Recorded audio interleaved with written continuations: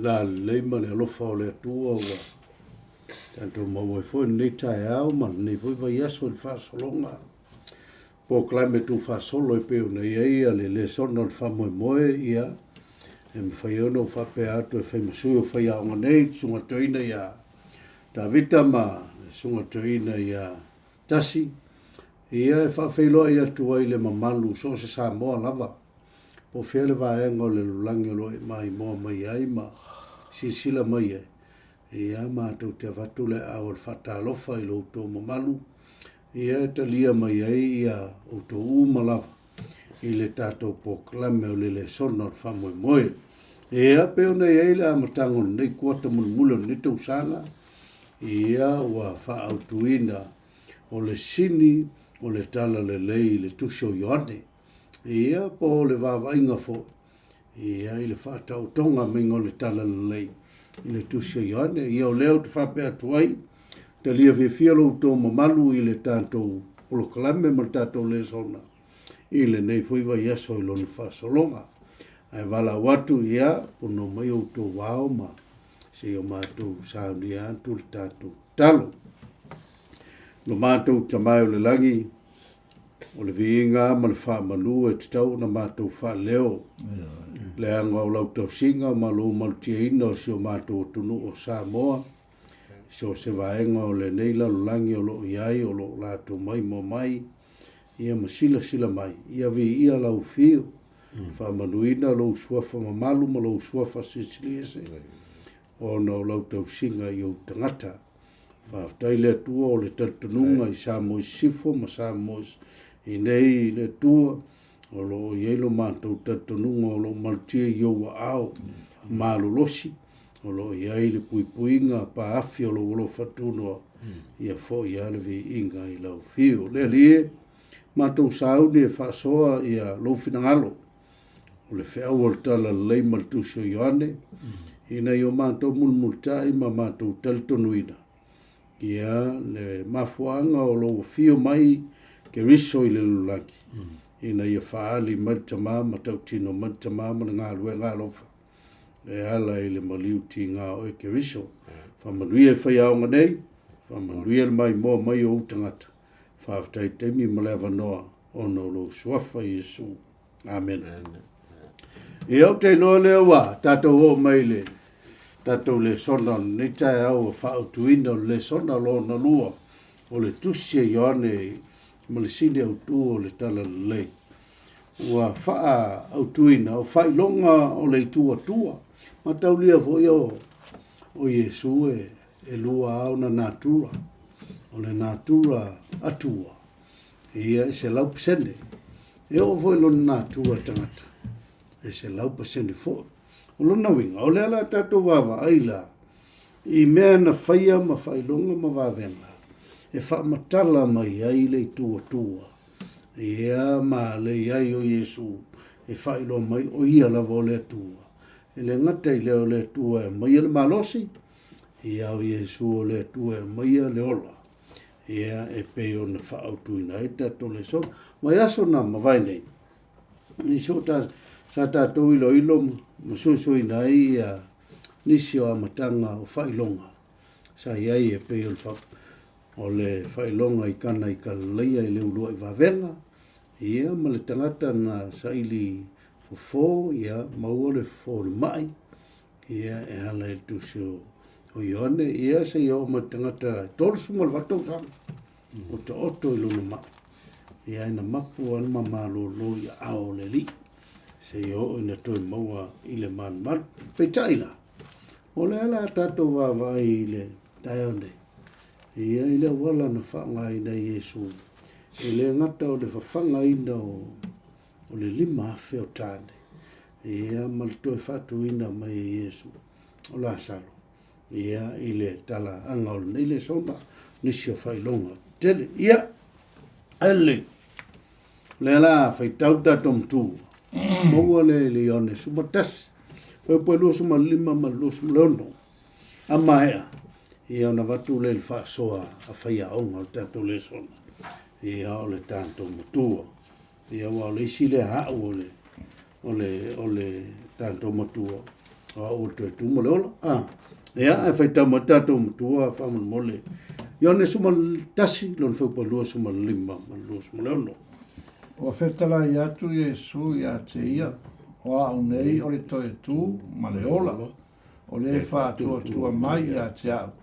E ui lava ina oti, a e ola lava ia, o tangata o la uma, o e whātua tua mai i a te au. E le oti lava e o i le whāwawau. Po ua e tali tonu mai ea i lona i le nā mea. Ia, le ua tō whawhonga. I le tanto mtua, au le lava sofa ia onga, e tusa i le whailonga o le tua tua. E ama le tanto mtua tau lotu, i le ione sumatasi, o le tala e whatau i ala salo.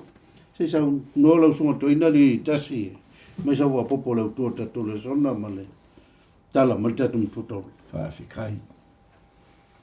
Kako whaasua inga le whailonga leo le tua tua o Iesu. O i le tele ai meo whewai vai a inga ma meo Tatonunga SS. Tatonunga SS. Ia ma le mea leo le tu fesili po o ili ngi ka ngaka. Le kai mi lenga whanga i a Iesu ia le wha marolo a Iesu le mai po le i Petesa. A fesili ngia fo ili ngā luenga wha Iesu. A whai o se ka ngaka mai le a koe le kaunga whai se marolo ngā luenga sapaki. Ale o ma le songa le whaenga ni ka kore songa. O le fa o whaelong fasili le kua kua Iesu e ale le. Ele a whainga i le koe whaakuinga mai o ani. O la salo.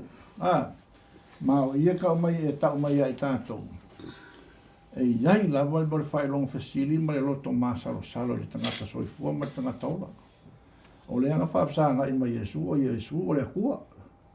Ne fai mai le yo ange mua ka mua ange ka mua a fa so le kasi lo ko fa sai le amatanga le loko sai le tu sai ya Iesu i meu o lo fa makala mai ai ku so ke ngese le fo anga le tu e kai vai sa o moni na vai moni na va u pole nga ngo valo anga na sau ya Iesu il ka ko la ro la ai nga mua mai le ange le sai vai pe ingi so sa ngi ka pe nga mo le fio mai o mo whanga o mai o Iesu laulang, sau whai mai lea i a mases.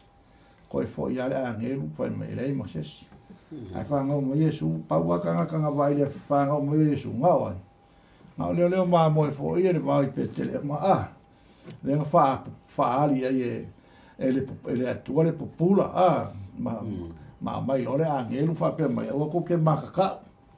A wau whanga o mai mo ka kore kam, ia saulo mala fai pese fo inga le ngeru nga fai mai le po o mala malama le po le konga wau o le vi inga ile atua i mea pitolu o le manuia le laula o le fina ngalo o le atua e rofa ia le kamala le whanga o mai le era fai langa ngā luenga mai e fai longa fasili o le tua Iesu sa ka kaunga le kōwinga kangaka peikai o le ase fe au whapikoa mo ka kōpo i kai mere la ka whasole susu ngal ka koreso e au mai ai mo ko kauloko wa tali atu Iesu ia te rato wa uma ono wa uma no ta watu ia te uto au o tolea tal tolu mai la dan kala ngoi mar kengelo maleka kala ngoi mar kengelo Iesu ai mar kengelo Maria e faka kau le maliu la kwangani mai lo Iesu o le toe tu mai maleo ia sfa papa ko ba mo ka koleso ia va te leua amata na manino ma wala mai ia ne tu te tole sona la usunga pe a mata vita ona sau silsila i fai longo le tua ia ma le tanto tu tolo tu wala ngai o le kele o tangata sa mana tua sau le tua sau tangata malu oile sau Iesu Ia mafuanga le alain fisilingi e tele o la tau nei le tua o Iesu. Se me sa faso le va. Hello, o mai fato muanga sunga to in. A pe ole tato le sona le tato va inicio. Fai lo te tele ia. O pe ia o tu silo ione. Ia fitua fai longa ia. Ma venga tele le fai lo mai. Tu sila ione. Fai tato la dang mun muli le ole. Tato fato muanga. O mai ole le sona le vai aso nei. O le atau la iatu. Iai ni fai long sili se tolu. I le tua o Iesu na e ta ua. Ta ua le la tato e tau nei. Fa mai o se mea mata ina ona o mea ta itasi nei. O nisi o tangata na la tau le tali tonu. I se vaenga pe ilo nawa. E wila mana fai Iesu ia. I fai longa ia ma vavenga ia. E ia le au lea. E ia le au lea tau. Fa mai o nisi. O se teimi lea na la tau fulitua ai ma ia Iesu. Vai. E vaisi a elea e fulitu be na fai e Iesu I te te. Yo e te a oisi na atili ai ona tawaso ya pe ala o le ofro sai o ma auto si upula na lato va ai matua a tawaso ma oisi o le teimi le na lato tau pule ai ia o le oti a Iesu e fai Iesu va venga ma me sili aina matua te ma tau fai fa o lo ti a Iesu ma oisi o le teimi lea na tali tonu ai a Iesu o ia o le Mesia ma pēuna le mai on ia ma vea ia fai longa ma va venga ia fai Iesu ia tapu tali tonu ai o Iesu lava o le halo le tu o Iesu na ia lava lea ile amatanga ia lena sa o liu tilo tangata ia tatu laulangi ia o le na ia fai ia nei va venga ia ona o lona manatu mai lava ia i tangata ia whaolaina ma whamariina tangata ia sia u whapopori whatamuanga ala sunga taita Ia tei o leua ka koanga e kula le fasolonga tato lesu o le whangaina o le limafe ia o le oe inga o se sila oe su ua fia i tangata ina ua mun whenla unga kalango me le su e me se me ai fanga tangata nga longa le pole lau so mo mai le lava lu se lau ia ku pe fa ka mo ni me ai un po pole a Filipo ave me fam kala ngol le songo i le wa va in kof e su ia Filipo mo so no la to fa tu ai ele so ka ingol ta ku kalale ia mar kai meu o fai tuai o kai mile o sa kausa minga o la kausa minga o le pase ka mu ia awa ole aka ole pase kale ole aka le la venga le tua mai fa ka mai le kai meu ku pito ngo ke se mai mose ia se yo mai vo la kai meu su e ia ia fsota inga ole kai meu mose e mo le kai meu su a sei fa so mai ia lo sunga fea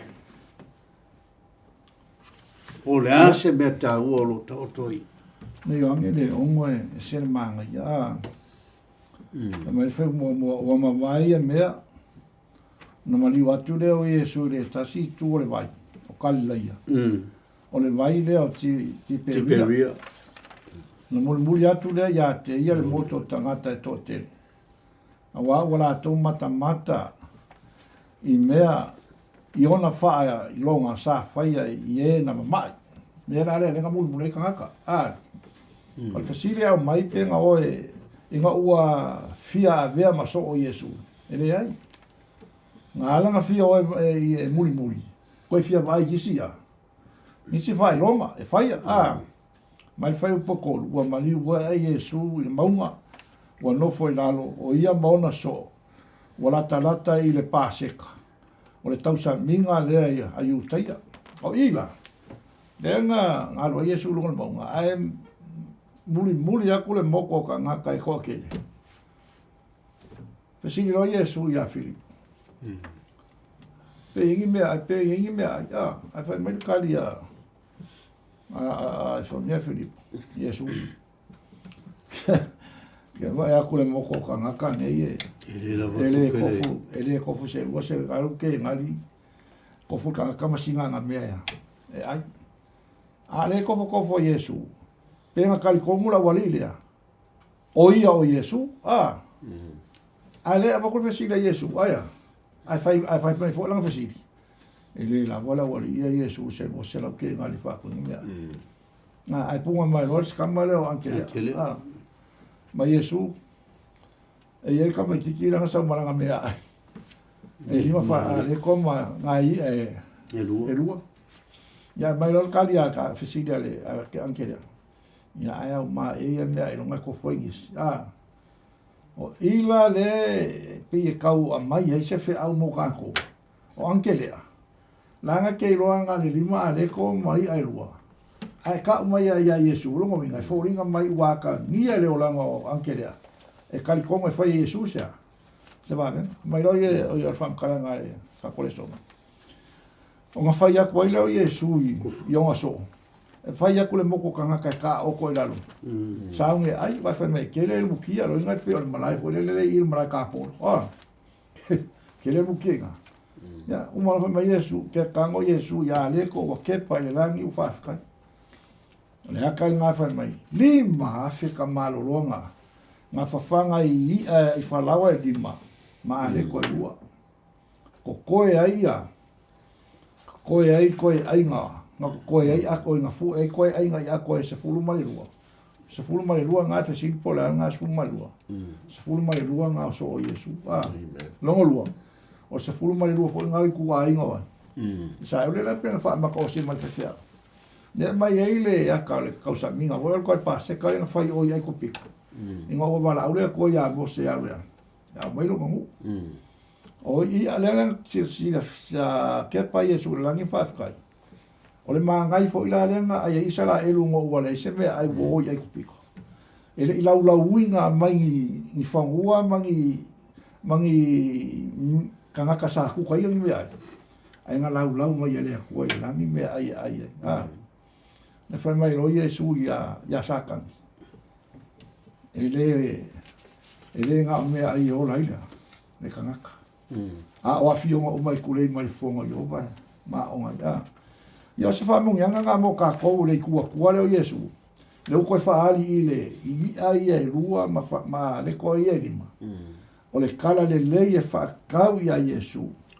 O le a leto o le ola le fa mai Yesu o me o le a reko.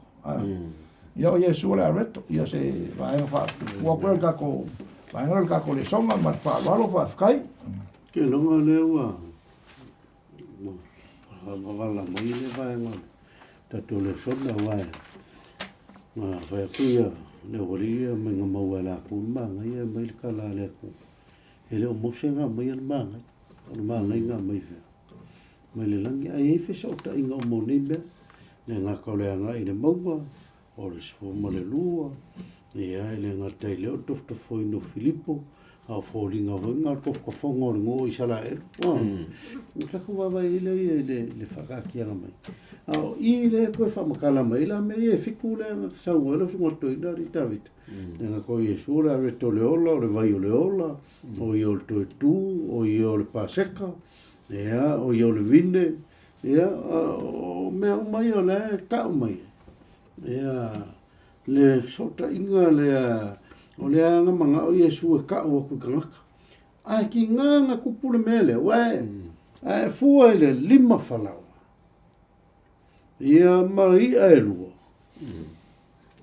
ai lima fe o ke ofo au se le tatu al singa fa fekeli e ma fa ese kangaka i longa i kukanga ya ai se me sau mai le va a wo tele e lo le o se be tu i a Yesu e fa tele Yesu o me ai ia pa foi be tato te mena e tu ulo ia au Yesu o Yesu na te fatele ke le ko le fiera fo te malo lima fetani fa o popo le fa fine ma to fana wa le fa me le tu si le fa no lo tu pula fo fine ma to miti le si ia ese isi to miti la Ko ke le ako fafinge lo ka malo. Ko ke le ko la ka malo Yesu lima afe ma. Ai fai Yesu na le lima la fai. Falau ma nei ai. Ole anga taola la le so. Le mana o Yesu fa mo ai. Fa me o fu me ai. Ia na ave le tangata le ia. I me ai fafine ma. Na watu loa ave me ai tu fai i tangata la to ai. Ila ngā tō mea ai le tino. Ia si la mea i whale nganga lena. Ngā tō mōa mai le tō mai ai. E Yesu. Ia o la tu whātu isi a. Tangata. O le au la mō tātou. Ia o la ua e mō le whionga le tu. O tau le whaaso. Whaaso atu i. Tangata. Ai manela nei maule no tango. Tusi lalo pēla. Tusi leo le Filipe Fas Furuiva. Mai aolo o tua. E whaato e ia. Ia te o tō mea umai mati vai o tō. Tusa malfaula i olona vi inga iai. Ya ke viso Yesu. Ya, na foi sa vang mulmuli na walena o manta to vai mele tu sai. Pero si vanga ta wole mele tu sai le tof foi Filip. Ala lo le Yesu en fai Yesu ya. Va venga e fai lo na tu le atu. Alen o le tof nga le na avele no i le va. Aso uma mai le. Mana. Ala men tu pul sapati. Lua e le asfaleile. E le ima se mafu e o lea. I le sapati. Ia o ia hoi tangata hoi lele o ar sapati o usua e vai po i lea. Ia le se ale to ma. Lua le tofta fonga na. E o mai whala tātou. A mana i lan mauna li tasi e le la whai tau. I sei na e lima tolu whai poi whai le ono. E la whai tau tua peteru. Whai mai whai tau na i sei e lima tolu whai le ono. Ma le mua pete me lulu sulfa o ani upu moni sili e awa o mai ai e maunei e winga i a Yesu o tamai mamoe ai. Ale tua le hui tātou whaasota lo se peta umani tasi wha. Nera whai kaya pui whai upo whai o ono. Whai kolu. Wa inosia matu la fo ina o ia e tangata. O le tangata whaano noa wa maasari fo i mariti ngā. E peise i wa alo ese mata ia te ia. Ua inosia o ia ma ua la tau le manatua lava o ia e moni wana tau ave o tātou tinga mana tau ave o tātou whanonoa a ua tātou manatu o ia ua taia ua whasia le atua ma ua whātingaina a ua manua o ia o no a tātou solitulafono ua mamomo o ia o no a tātou a mioleanga o le awa inga e while muai tātou sai o na lunga lea. O na whaalawa lawa foi ua mālolo ai tātou. O i tātou uma ua se i tātou pei o mā mue ua taitasi ma whaasanga i lona lawa ala. Ua whaao ia te ia e iowa a mio leanga o i tātou uma. Ia, tama le ono. Ia, paena. O nai muli molu isei.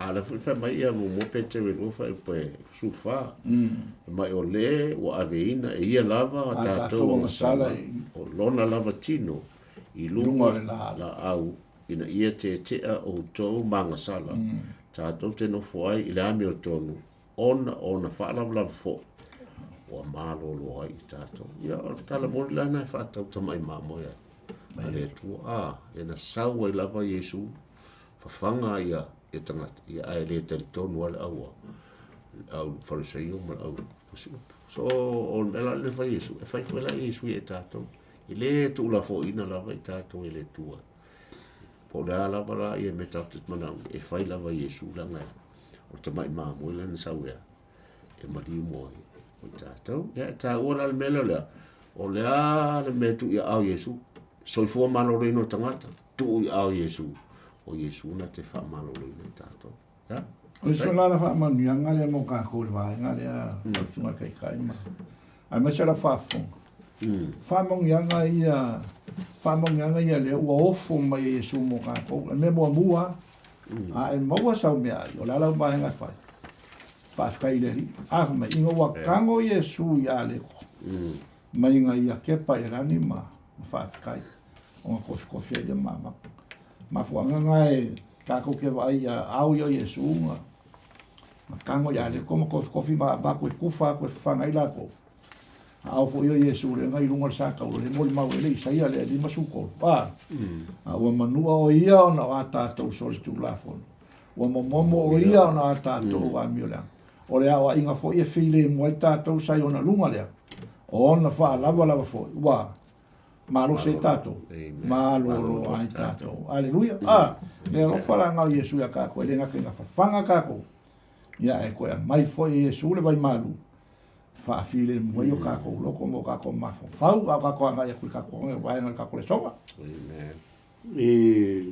Vaenga leo tātou le sona. O le tua o Iesu. E le ise me le mwhainga ia whaia. I se si uinga o le whamtalanga. Anga le eile I kua tua le o Iesu e le kupuru a venga le pēa kako maho whau lima fe. Ia a ele whaikau inga whinga wa pēa langa kama a whaikau a whi. Ola. Ele ki vorsfulu a whatase ma la tofa. O le isi me ka ua le mele, pēa ma saunga. O le kaimi a vei le kua le me ke le mwhai. Me ku le kua o mwhai le le li. Pe vui la o le vaenga le wa o le mwhai le uso. Wa le psawa le ise. Wa le ma se me mwhai nga whai le uso o le kala Iesu. E kaunga. E te tauna whanga ngaka. O le la matangata. Iang pawale o koe ngā kali e maua leo so. Ia ngā lua se lau ke ngā liwa whenga la watangata. Ia e whawhkai a Filipo. Ia antele, o la ngā keiloa. O le Iesu lea. E mawhaia me ke. Ka kou iskai me. Vai a kulo le kikir me pifori ngā maua. O le kikir whamoimo. Au Iesu e kupu ai mea. Kai pia ngā koe ali pastu. Sa vali foka kai rumah la iro la kiki me. Afa mai al me kausami me airo fai. Afa mai ko mo malum ko. Ki vai mai ko foi wala wa ya afa mai la ngal. E sula de ya. Ero la kiki. Ai ka wala ro fa paso. E ale o tato o me vaenga le o tato le sona moni o ia o perfecta. Le mai le fai pues fumar fa. Mai wala ko fai mai o sa o ia le. Ole atali, ole alo tu o ia ole pero perfecta. Ia, ole se ka o ni me perfecta. Ole a você va ainga ile kufa perfecto o Iesu. Lau sunga koi. Oi, ia ale e kanya kus pa ia. Mai fa pasu fa, wa ilo le tangata le fa ai longa na faia e Iesu. O na whaapea lea o rātou e moni o lea lava le peo feta le nei o le mariu mai i lea i le lalo lang mai la i o le whankaranga ua si la fia foi e Iesu o lea mai rātou e pu e a te ia ina ia rātou whaia o ia matupu o na toi mariu e se ai lea o ia a mga kulenga mga koe kangaka ua maua la le kai kai o kako fa ko ila lo al malo le lo male fai ma sasa ya kako ai ko ko finga ngalo Iesu le ire maliu ma Iesu e fai ma kupu ya yu kai mige o Iesu al kupu ai le kai mige sa Iesu fai o ma kupu o le nga fio ma Iesu o ia o le au ma Iesu o kere sau au ma mai kanga kai kia ai ngo sau ia au nga ku ya i kanga o ila le fai me fa psulima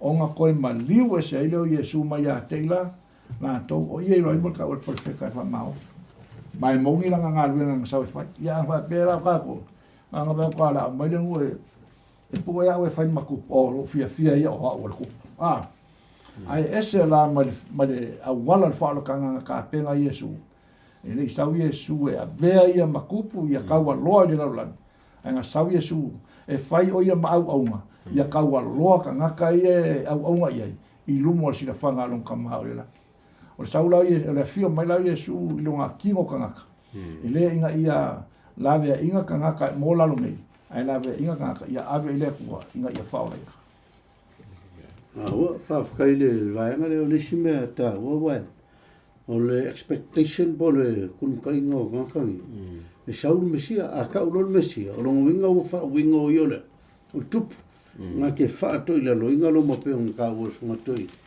e a peka e lo le manga onga le ma le nga ka inga lo Iesu ngā lainga ngā whaia Iesu wa venga ngi. O le mangako Iesu ia tali tonu tangata i lea kua lea ngā wina mai. Ia ia, o lea sau wawa e di. Nau sunga whea. Sau ale rangamongwonga le mission e Iesu. Sau larangi nei o ia lea. Feta. Na feta utala ia mose. Elenta to feta wina nei. Vai le te rome sulvasu lima. Mai fatuina i ova la uatua, mai a te oe, so le uso, sprefeta ma oe, e pei o au nei. Tuti whaalongo i a te ia. Ia lela ne tā ua le, e fitu whailonga ia na ta uma i, fitu wā venga. Ia fitu lava la mea le ta ua. Fitu lea. I am statement. Ma te do lea una le na whailo ia mose la utatala. Le na whamaia ele tua te alu i e pitu. Pai ia wharao. O le ola. O le ola pia. Ia tato wa eila le i lea una. I lola o le tua le na. O le tua malosi. O le au le leile. O le lei e sili na malosi. O le tua le fio i so se bea. O le tua le whameilau. I se amatanga le so na. Ngata anga. O le tua whanea te sile fia me li lo uma. Le la e wha ngā menwanga no tato le sona na amata i lea hone. Ione na e ono to lima, fa mai Iesu o a o a reto le ola.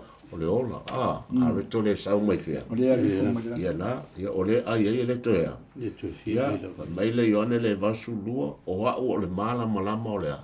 O langi, o Iesu na so e malma malama tatou la langi pung sa. Ione se fulu, fitu, maliva, fa mai. O a o le fai to. Ia, mai ione susu tasu fa, o a o leo ma mo le lei. Ioane sutasi lo liba o o te tu maleola mele ioane sufa fa pu ono o le ala o pumoni maleola ya male fitu mulmula na fa mes ioane sulima tasi lo lima o le vine moni mele lima au noma Ele foi se metas ya baila le Iesu le tato te tali tonu e tato ya o le tu la le na te fa ia me umala wa tato te tato te mana o ia fa mela le vai anga mulmuli na tato le sono ma la uria mai na va ai la va fa ale tino o meo le olanga nei ai mo quale ai la va se va ai le ola fa va so le ruf la ma tato o ni tato va ai meo le olanga nei fa me vai anga mulmuli na ye they were looking for material benefit instead of the truth that endures to eternal life fa mai vola fa so nga pa na mo tato ka kun mangau ngau yo la langi de ra ol mau la o to ia Au tutura o ka kulwa i o la langi nei ya ka e monga ma le ele ma kangaka. Ya au de hola fa va ya fa tai basta Ei, o te lo le ua, tauto melon tauto ngā leile vai ngā tatou whasoa e whatau i le whangaina o le lima fe mal vesili e whatau i e super feta. Ia. Si vai na ka ua le vai na ka pole songa le au. O le au le kalangoa i ka ko vai ngaro ka ko le songa. O le au o le tua. O le au o le kua. O au o le ola, o au o le whaikoa, o au o le leo mamue, o au le mua, o au fo lea. Muli. Le galo langi le ke soi fua mo wola i, ua makua ke lea le au. O au ma whaia le mea lea, anga le ai le au. O au. Le au la le lalo langi, o kaunka pe. Ai kako woe, ame le au lea le kua, le anga kako ke mangui ai, o le au le ia kako. O le au e whioki ai, kangaka maoki ai mea uma lalo langi. Ai ka ko ye le au yoba ka ke manguia ai ka ke fia ai ka ke fia fangi ai sa o loko ai ai ka pena ka ko mo le ola fa pa kai mo le mo Ya, lewa e fala tele leva ngol tatou le sono le perfect. E le sis perfect si le na ilo Iesu perfect. Ya, na fa ta mai va venga mo tatou. Le tatou se mai fa malolo i do tau spoiler ali no so mai fa ia matou le ele tau sole le whinga au e fui le ngata o le whasaio ma le so ma tangata wa lako kua ia matua ia kua ilang sala ma lako siringi le kula o le whamalolo ina o le tangata tau aso le vanga momo o le asa ulua sila fia ile lua faitau tala le. Ile mele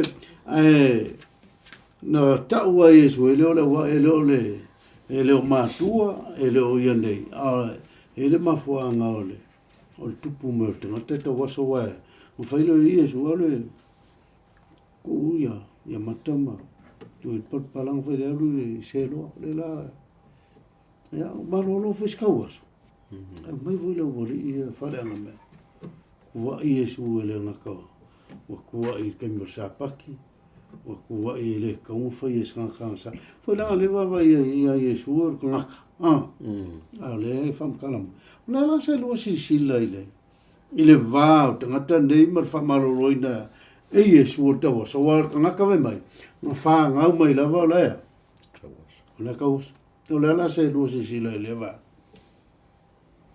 ole va en ale e awa o mai foi kako e fa kaula vai a Yesu malanga ngalwenga fa missionar o se kala le kuse yangele iwa o ye Yesu le o yangele iwa lo fa makala e pe kau fa makala mai ka ko kai o se kala fo ngia male makan ko fie fo fai ka o ka ka waso e fa nga mai bo ka waso ai nga fekai ia ira ka ngakale ka waso ma Yesu le fesilingia ka kala ngalwenga o nga fai rola Yesu le babe kali Yesu ile manga onga ia pula ia mak ai fai Yesu le babe ai nga ve ma me nga makau ai ma finga o vale ia ka ngala ko waso me kusa male afo male mai fo le ko sku valu ka usanga le le kailenga le vai pekes le yongeli ko sa mal vai nga o ma fa malolo e ka kaunga fei roi mal ka sa mai ka wa pe bui ka lo fa fi kai le li wa ea wa mo nge pe yo ka ko ni mai ni lo fa ka fa ngasi ai fa mal kala ka ki fa fi kai le ko wa ka ia fa pe ro la kai ka foi kala ia vi ia le li wa fa malolo ia ki oi ele fa pe nga ka nge e fe roi mal ka ko su wal ko sanga o mai ai fa mai ai fa ia nga me ia ai fa pia ai fa pe nga volar ka waso ko fe sili fo ai nga fa fe nga popula fa ma kala ro ka waso se ala ka nga kai ngoi ai Yesu nga ka ngo wa mai pala wa ngi ai o maka ma fa mai lo ka ru ki ka o se roi mulu ai o maka ia te fo ai fo ia le o vai ia e fa makala e fa mai e ke rola nga ka Yesu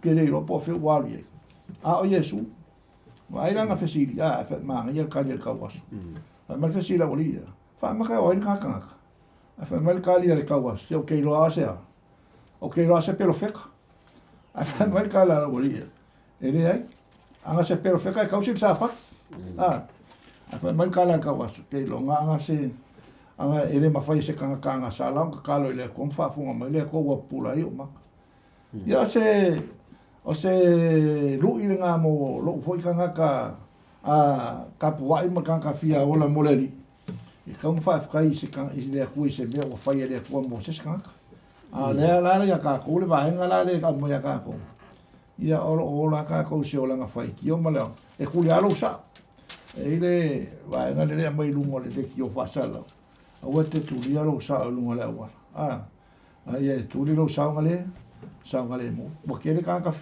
fa pe ngai pe o nga mai kuspa ia ngai ka ya wa me ka ko kam fa ia ina ia ungi ka ko ka dia se me le nga fa se ka mo le ska amen ya ka u le va ngale ai e le fos foi ka le tono le foi pe fa fa pe e te tau no faia ngā luenga le o mina maia manu o yo mai po e le mawhaia e se tas o nanga lue o runga winga o le fina ngalo le ngā lenga ngā sau Yesu e koe wha fo i le ngaka i le ako koa o nei tangata ua mawhkia karung whangau a le o wha ali e le manga o le tua la sau silari no sunga le whaionga i le vaenga ma ngai whai upunga e kau whai pusumula wa le tari Yesu whai pueto wa le ofisiri lau so po ia ngasala ngasala ma ko pe ngasala a me Yesu fu petolu o tali atu Yesu ele ia ngasala le nei tangata po ona matua ai peitai ia faalia ia faalia nga le tua ia ti ia ela nga la le matau le failo fa tu le ia na fai ai Yesu ata to vai le tu melen tu pu ia yopu to le yopu na la na po nga yopu ngor fi nga le ba sa ka gima pale tua a fino matele e na o ipo nga ia yopu ia male tamaro le vai talu ai le to su va to sa o le fatala o ia so mai au te toia nga sala le te o siri atu le anga ia te oi le di ho le tu va mai lo le yunga le tanga ia o ila i le fa ai le nga lo nga mana le tu le fai tau pasta mai te tau ona o foi nga ruenga ale wa awina mai o manu o ao yo o le po ele ma fai se tasi ona ia sa ore la lo malo Yesu wa ore o le mala sa Yesu le la lo langi pong sale tato te ai o ia la le na sa ore fai le va venga te le le te tamalo lo la o Yesu o ia te fai ona fai so se mea e tātou, e whaina i wha marolo ina o tātou tino, o tātou mawhau. Ia mei so tātou nganga. E whai lai so ta inga malpalpala, matau malpalpala le na whai rea. E tangata, o le vai. Na ala naru le vai e fulo na mata. Ia so ta inga whai la, o kasi wala lea natural remedy. Matau lio mea whai o natura. Ia whai wane wha marolo ina e tātou. E lewa pe te ioi, te tātou ngā lua ngā wha fōmai. Au le tele o mea o se o manga na whai le tua. E mea mwhai na wha amalolo i nei tātou. Pe whai le vai le tā oi i. So tai ngā rua ngā le tua. E whai whai na tātua. Kau ngā ina. O le malolo ngā la le sāpati. Le na whai wā tela wā venga le papena. Whai e Yesu le tela wā venga sāpati. E i wā venga na i whai sāpati o na lai. I e le mana oma. Pe whai le mātai o le sulua. Le apa ule mamoe o male mamoe le mai e Yesu le fapsu ele sidi el tangata le mamoe o wa e te tau o na nga le leila sapat il sapat e se la mera o for se yo e se ala ko me fa sapat ki fo le e tau si fo le onor tu la fa folinga e o la to ya do ise lo fama ya la nga fa lo so sapat ki era fi ya ka o le vai na le mo ia e o ringa hoi le se asa va le ka a ta ur kala na ngol me momo o le ngaka le nga fa nga o mai le malam lama ai o le fa ko Yesu o le mulu i fe selo ile fa ko o ngaka le mlon ka ko ngol o pole nga lu i selo malonga mokingo o Yesu le o fe kalai o yele mo yele mam la mai lang vai vai me ngola kul nga ko ya o le la ka ko se ele me le o le finga nga vai ma kelle se timing fa ele finga nga pas na man o la so tala na man ko fa fi ile vai ya o ka ko vai le ile tala ya na man no vai ko le fa me nga mo so kelle yo vai o me le so vai ma ale la so o ke palpalai me le o ngana se mo se me finga ka fe me di se venga lo ko fua no sky lo ngama ma ka ko nginga lo pula perfect ola iske me pe nga ka pi ma sal salo el finga lo fa pe finga ka me fe me le fa sky ngol me le ya nella famiglia so cole dia me fai le songa le sotole lo sfu poi ma out fai mo se tu può o se fa tu salava se me o le langi lunga po le fangu lalo po le sami lalo fangu awa ke fo ia awa fo ke awa ia awa o yo volo tu o le tu fo o ile fai mai fam kala le por kula fangu le mai amos mai Kanaka uma aua nge i fo se kupua waka o se fa akusa se mea o le langi po le fangu la po le sa mea fangu o ke i fo awa fo ke o ngai awa o le atua fua O le tau i atu i a mi o le tonu. O tupulanga i tolu mai fia. Kolu mai pala. Laka le kau mea kako. O le whaakua kua o le kau aso. Ma ifo ai a Yesu. O mongko laro le vai a le bulbul. O lau a ifo. Kango i laro e ifo. Mai vai fufuru ai maka. Whaaola, pupula. Ai sa wa ku le o ku le walile. Kai rola le mem kau kia nga whai la walile. Nga la ko fi ngau nga o ai ma ku o le kau aso o a ami. Po le lua kama le. Ya se mea ngai kau mea ka kou le whainga ka le loko le kau kia. Ka kou ki sola ma soi fuai.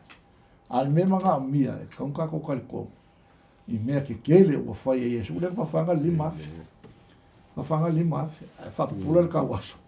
Ma ngai ia le mere me kau aso. Ke le whaalongo a ngā mua. Ngā whaapupula e se pero wheka sea. Se ka ngā whanga o mai o a kau aso. Ke le whaalongo. A le ua kupu ia kia. Ngā whanga o mai o kau aso. Ai whaapupula i Yesu o ma.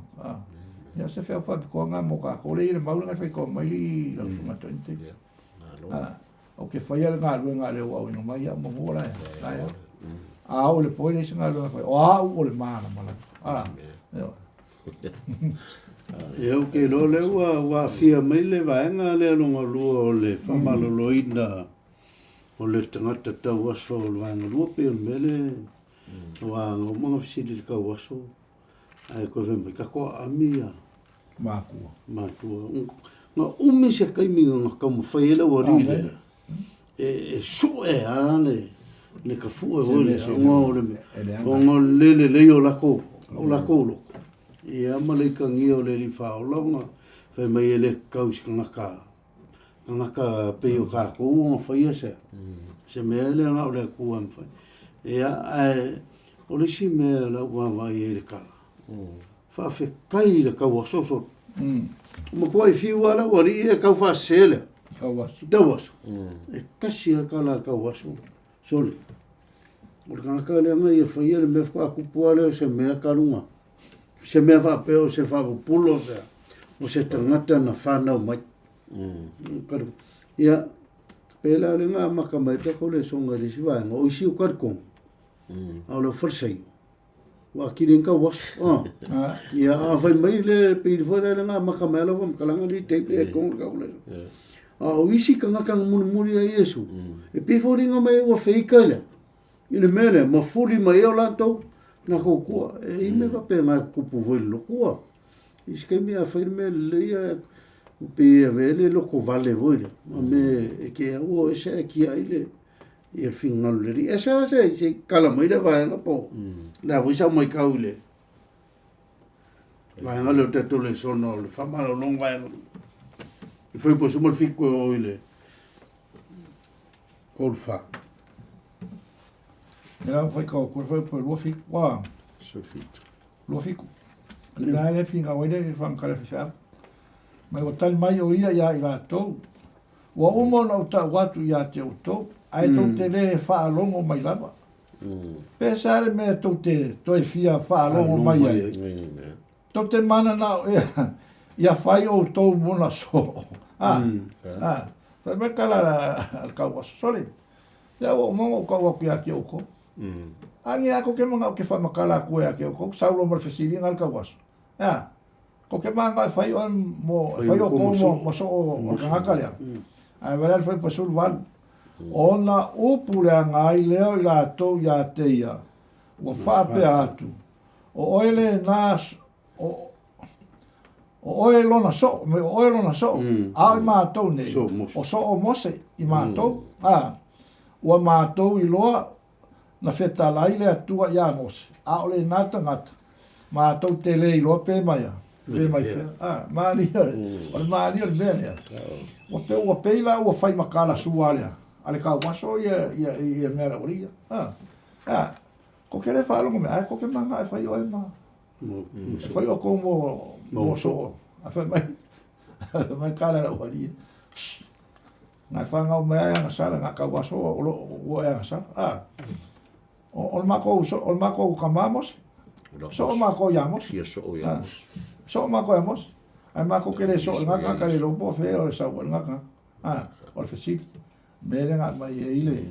Le a fo inga ile. Le e soto le ruas fulu fai pai lima. Awa ngai fai mo e se kupu o ka. Wa i fola wali ia makari kongui. I mea fai. Awa le i fo makari kongui a Yesu o le a winga ma. Le fesili. Mako kiri rol ngā kape mai fea. Le fesili. A kako kala ngol kuspai ia. I ka ngā kala kukusing ia kol kuspai. Sa pa kole mo ka kongi ka au pa kai. Polisi ka ua mele ua fai tau mai ma fason. Polisi me ka ua le mai fai markala kawas. E le ma fai nga whafonga mai le kua pe e le. Le ka kung o ngā le ua e mai le ma fai vinga kupur wawenga. Pe anga wha pe le o Yesu le. O le o lo wawai ngā o fai kaure ka. O wawai le ka wasaringi. Ke leo langa monu ma. Whaku le winga o lau kala. E le koe whewhe e mōri maura. I makala ngoa ma whike ngai mara wari ia. Nga ma koe whi ngau anaka waso o Yesu wārea e mai le kua. Ai ngā whewhe ngā mākua. Whewhe ngā waiwe mai ngā whewhe ngā mākua. Ua musu o ngā mākua wele ngi ke ua whia ila ua. O te se o Yesu le. Ne vea o le kala mākua i le wari ia. Ia whesiri e mo makua fui. Whesiri ia. O whesiri e lau makua ia. E whai a ia kaukara mai. E se le maa ia. E pivori ngā mai e. Se hasa ko susui. E ngā uko e mai le songa maka whaikau. So ke le songa mo kako. O si kaimi kako ke whewhepea o ngā mālosi malaru langi a kako. Ia mai le sa whapopoli. Nau sunga toina ka ko se lo le vai nga fai o ko le. Ia le songa. Pa ke ia le songa ni. Le ta o fatu tu. Fatu tu. Karikong. Ia vai le o fo se yo. O ka i o le. O le malo. Mo mola tu lo Yesu, matalia Yesu al mai. O tanga ta waso le o sidi akula va ai fa le kingo. Fa le nganga. Ala uria o fo se yo. O ma kwa sidi akula ka waso. Wa ke le ingal ka waso. O ta i o le. O le mga na ko valo ia le fio mai oi. O Yesu. Ya vai a moso le ka dia la ko moso a sa u ya moso le fa ola inga. Le moso lo le sa fa ola ka. Ai matua ia o te rola ta foi na te ni ne. Tanga ta fai lotu. O matua fa ta waso ina ele. Ele ki apo. Le mele mai Yesu. Ia le o ka ko fai nga ruanga le wa. Una mai tato. Wa ma vai le o le o. Ma te ni ne fa so ni po.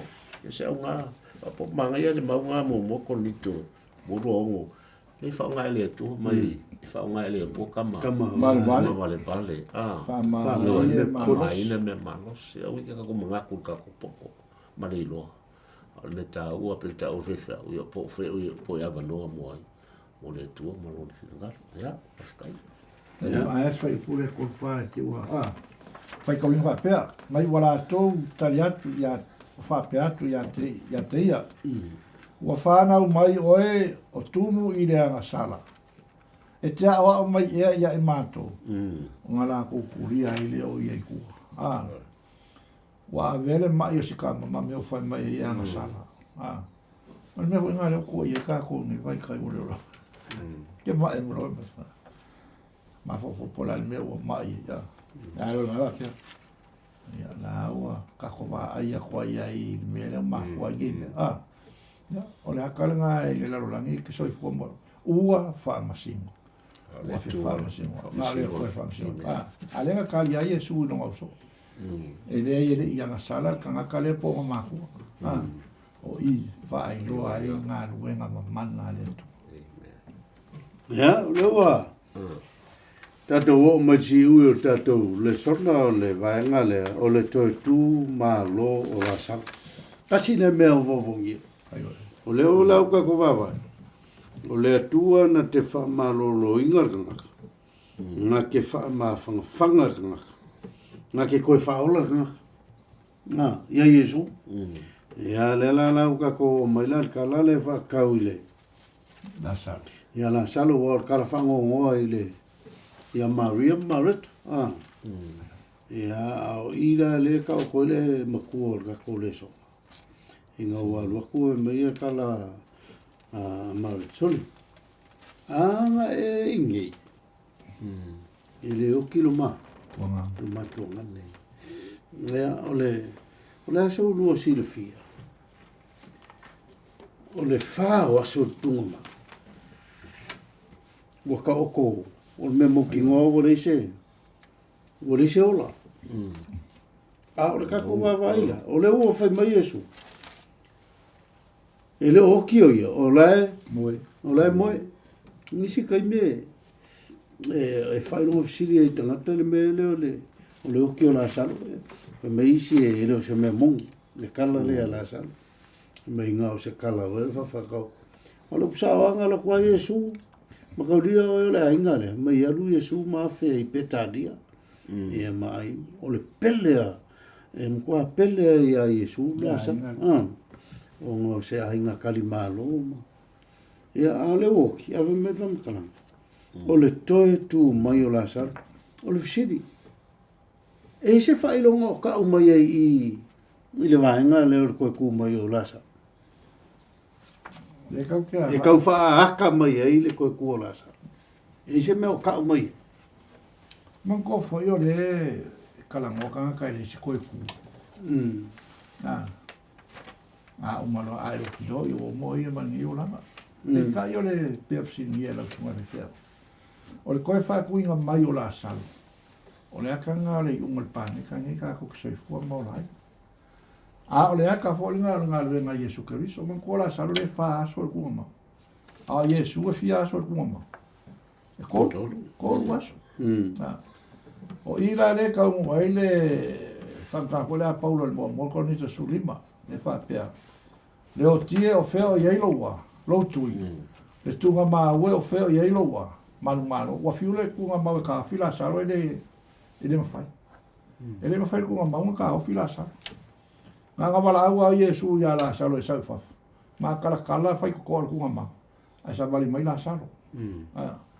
O le akaranga e kau mai a kākou. I soifuanga ma le ola le ke soifua ma o ola. A kako whakua ma kalikongi a Yesu o ia o le koe ku, o ia o le ola. Kako ki koe ola. Leo sini mai lau sunga po le ase. Te whailonga e kau mai eile. O le whailonga ngā le ungal pange ka nge kau keia. A whakua ma kalikongi a Yesu. Kako ki koe kuku mai. Ile kunga mai. Whaaso. Kala male ka. Ua pala. Le mai le songa. Ua pala. Ua mangongi. Ai mara ku Yesu e saifafu. Nga pala. Le ainga saua ala salo la ea. Pa wali mea o ia la fa la vela vea la salo. O kawa sa wali mai la salo fa. Wa. Le aka nga ka ko ko mai. Ko ai fi wal ku nga mau ka fi la salo.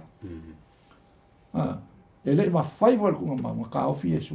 Mal ke min ko ku. Le aka nga ka me ka ko e mangu malo. Le tala le lei ya Yesu o ia o ko ku ma le. Ngai le ku nga mau ma mea o lo ia. Fa sa i mai ka ko mai lo fa fo ma ko ma ai vanga nga wa le kalia le kala le ya Yesu wa fa ko wa o ya ya ma ma lo ko ma ya ai a fi ma Yesu fa mo ki ya kala lo excel fo ai se su su ka ko la ya pe tau dia na batur fe au ala e E fe me sa whakua i mai Yesu. Whakua i mai Yesu luaso. O te lanta o tu luasa au Yesu e. Ele o tia. Ia whakua i mai lama Yesu. Se i whaelo i aile. E ngā lunga le whai Yesu. Le alau sau te wha mai alo on tofi. So le anga inga ia. Ele o ti lo. Mai Yesu le. Se o ngā e moe. Mo tau ni ole. O le whatu so tangata pe au ti o la e moe. E whata tari e lo na matai pe al mo te saule ne fasu o no la ma. Wa fi fo ma le langi le lava ma le lo le pu ma le ange sili o ma le lo le angelu ma le pu le tua e mo fo e tua mai o ya ke viso ya la la tau lo Yesu me marta la o marta ma ya ke lo ko ku la so le mata nga mes e ai wa o tu mo le o le e la na fa lo Yesu le e le va bien fa so wa mo ya le na toi tu mai la va la ta bona ta to o ti tangata se ba nga ia le o ki fo le o ki a Yesu ke boy file wa fa ta de le ya la ta le o toi tu mo tangata le o ti ai ia ke viso e toi tu mai le aso ngataanga e pea ona toi e fio mai ia Yesu ia popo o le mangai o le kalale e va inga nga kako wa e re ri faulai kasi le kai min kangi Yesu le nga kangi le vai ku e Jerusalem ave me fu po tolu le o tangi Yesu piko popo o le siri ai sea o le fai lunga le ma le winga le o le ri faula nga manga o sei mala mai kanga kai kumu le mele na te langona ina maftianga ole malkangaka lua ole me o wa le psawa anga fai mai anga finga ngalo Yesu e va ve o yo ali yo kilasa e o ave me ka o ave me fa ku kuai ole manga ole Yesu e prove tangatangi maka u kangaka nge e ile kai mo le toe to tu lua a kolu o Yesu o lai le olo kangaka nisi kai ia wonge ngala ki kako ia kako ka kongo Yesu o le ano le ku o yo le ku lua ia kako ka kongo o Yesu o lai le olo kangaka kolu ia kako mam lama mangingole o Yesu e koe ku mai e tangata oti le ngole o koe ku mai Yesu e whaaka mai ro kako koe ku o le aka le nga whai e Yesu i a Lazaro e kawa koe a Maria mai lako mai e le o au le pulela le ola o au le aso e re kau whaakaria Lazaro le kai me janga leo o sau e koe whaako wena o isi kai o mele o le karkong wale pe o le fōringa mai o le kabo moli mai e le songa ukuanga o le mea uku le kamo moli mai ia kaku karkong winga o Yesu ngau mai e le kua mole lalulangi e la ve lalulangi le isi vaenga kau o Yesu o ia le ngsau e mai le ola ilalulangi ia ma se roha ko fai ia kaku pungi lor ko le so kai pe fo io le songa le uma kuma vai le livro le ngalu ia Yesu e fia oracionga akari a me su e lo tai fai e o ngalu sa e fai o lima ruma so wakali o ngole fa ko la ka le pe sa ngola sunga finga ngalu Yesu ka fa ko me Yesu an wola lo wakali a fa mai fe kau le kaya a fa mai o soli sa wola lo wakali fa mai fe sigal ko in dal kai me ngola ngafi o le kula fiku fa pe nga fo la ia le mena fa Yesu i fe kala Yesu le li le aru ola longa kali ai sa Yesu fa ka maleka le o kilo ko ga nyola ya nai moe o uma fa Yesu le ba venga o le ola kan ka ba ai ko sa o Yesu i le yana sukas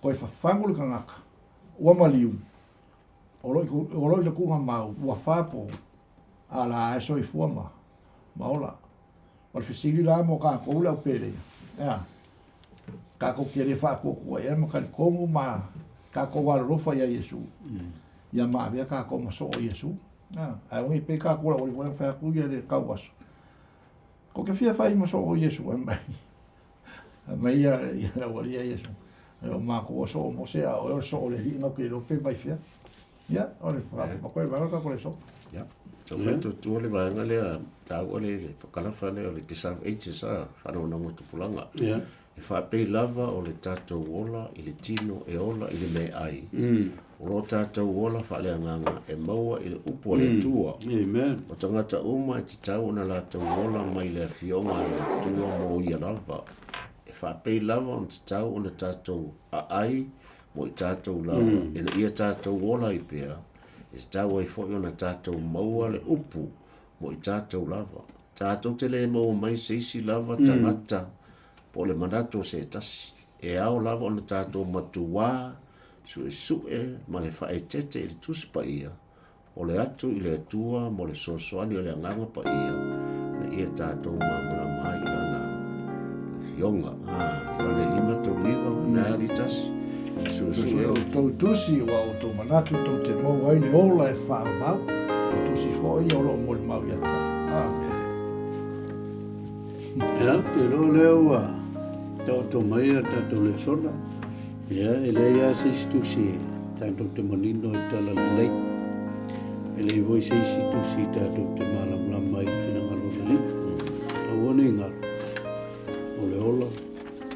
Olo ia Yesu. Ia, whamani meile tua i lau whafonga. I le tātou le sona. O le lau whai tātou tātou. Whaiwe tātou le sona.